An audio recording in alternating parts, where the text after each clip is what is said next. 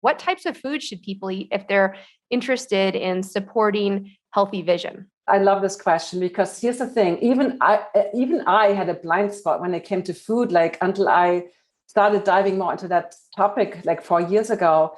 And diabetes is the leading cause of blindness. And most people are like, well, I don't have diabetes, But diabetes takes like 20, 30 years to develop, and it starts with insulin receptor resistance. So sugar, right? We've all heard this before. Yep. Sugar is a really big no.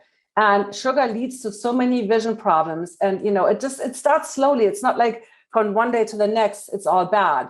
So definitely no sugar. You've heard all this stuff before. Everything that's good for your heart, the dark leafy greens, pale spinach, they're full of lutein and zeaxanthin. And those are the two plant kind of pigments that cover your macula that actually absorb blue light. So when you buy eye vitamins, right, they usually have lutein, zeaxanthin, astaxanthin. So those are the key ingredients. Astaxanthin is the only, it's a microalgae. So sometimes it's a little harder to get, so you can use supplements. But here's the thing, supplements are absolutely fantastic. I take several supplements. I take vitamin D and vitamin A because I have found out I have genetic issues with metabolizing those things, right?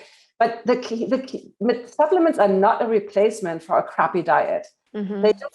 They're supplementing, right? They're filling in the gaps where you might not be able to, again, depending on your genetics, you might not be able to metabolize something like vitamin D from the sun, But definitely dark leafy greens, no sugar. I stopped sugar completely.